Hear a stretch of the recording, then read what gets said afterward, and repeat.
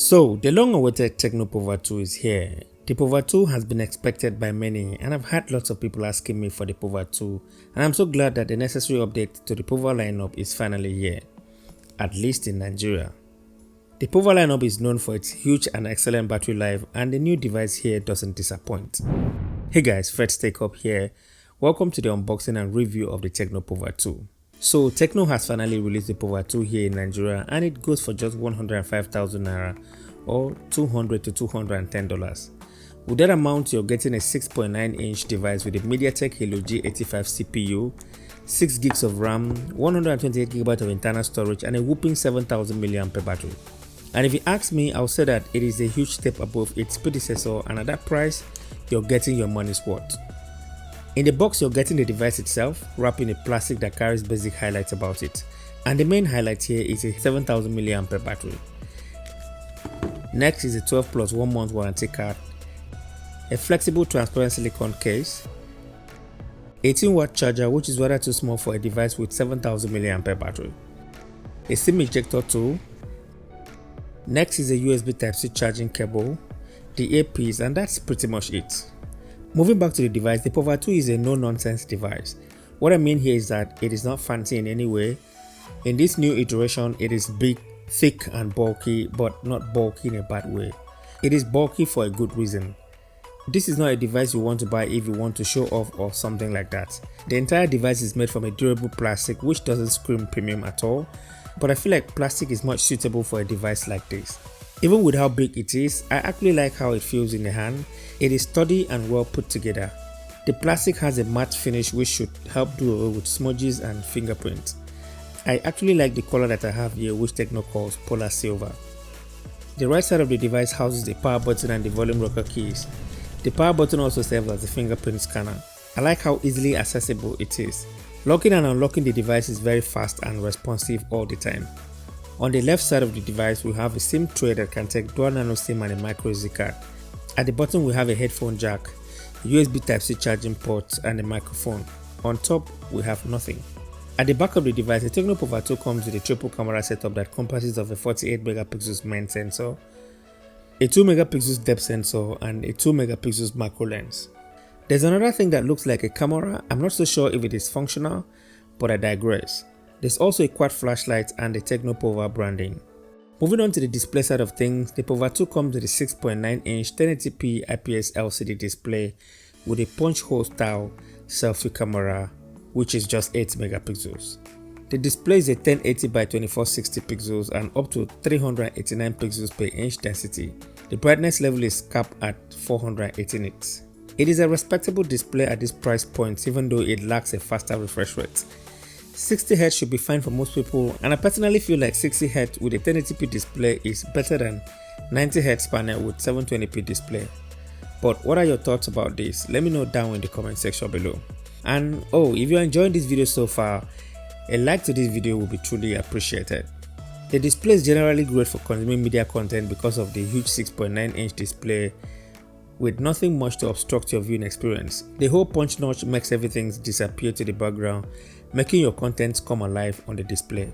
Speaking of content coming alive on the display, the speaker on the Tecno Pova 2 will ruin your experience for you because the speaker on here is very poor.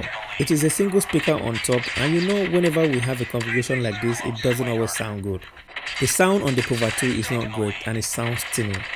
The only way you can comfortably enjoy media content on here is to use an earpiece. And thank God one is included in the box. As I mentioned earlier, it comes with a MediaTek Helio G85 octa-core CPU paired with 6 gigs of RAM and 128 GB of internal storage. For most day-to-day tasks, performance is really impressive even though the experience isn't that smooth. I feel like the reason I'm noticing all of this is the lack of a faster refresh rate on here. The CPU doesn't really show that much impressive numbers on Antutu and Geekbench scores as you can see here. But the CPU features a Hyper Engine optimizer which is designed to optimize the CPU and GPU for gaming and heavy lifting, and it does that very well. This will not offer the kind of gaming experience you'll find on the device with Helio G95 CPU and so on, but it delivered a consistent gaming experience. I played Call of Duty Mobile and the gameplay was enjoyable, however most settings were set to medium graphics. The 6GB of RAM manages background apps and multitasking efficiently, and Most basic tasks are very okay on here. For software, the Tecno Pova 2 comes with iOS version 7.6, which is a custom skin on top of Android 11. All the basic functions we've come to love and hate about iOS is on board here. Lots of bloatware, but thank God some are actually useful and some can actually be uninstalled. The software on here looks old somehow, especially if you've seen the new iOS version 8.0 on the Tecno Camon 18 Premier. And from the look of things, this device might not be getting the next version of Android, which has always been the case with most Tecno phones. The main highlight or the main reason the Pova lineup existed in the first place is the massive battery capacity they usually come with. If you want a device that can last for 3 days on a single charge as an average user, then look no further because this is the height of it all. The 7000 mAh battery on here is more than impressive. It can comfortably last for 3 days on a single charge, and it is the main reason you should even think of buying this device in the first place. The device also comes with a fast charger out of the box, though it is not that impressive, but it is far better than the 10-watt charger the previous device had. The 18-watt fast charger can charge the large 7000 mAh battery from 0 to 100% in 2 hours and 50 minutes, which is still a long time but far better than nothing. And to its advantage, if you have a fast charger lying around, something bigger than 18 watts, it will help cut down on charging time as well. To the rear of the device, the Tecno Pova 2 comes with a triple camera setup as I mentioned earlier, but our main concern here will be on the 48 megapixels main sensor. The images I took are decent, they are sharp with good dynamic range in some scene. The images have some good amount of details when it is well exposed or when the lighting condition is good. Overall, I think it is decent for what it is, but do let me know what you think about the images in the comment section below. So guys, this is a rare footage from the Tecno Pova 2. It can only shoot in 2K 30 frames per second. As for videos, it can shoot up to 2K at 30 frames per second, and the footage looks okay for a device in this price point. Hey guys, so this is the front video camera of the Tecno Pova 2. I'm currently shooting in 2K 30 frames per second. And the footage looks okay. However, there are some dynamic range issues of the sky. Can you guys see that? Yeah, up there. But the footage looks okay. But you guys should let me know what you think about it in the comment section below. Also, let me know what you think about the audio quality as well. Alright. So this is the ultra steady mode of the Tecno Pova 2. And it's only in 1080p. But the footage is very stable.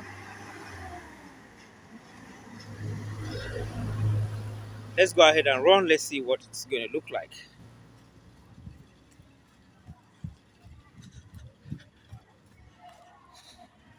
The 8 megapixel selfie camera is decent as well, but you shouldn't expect too much from it.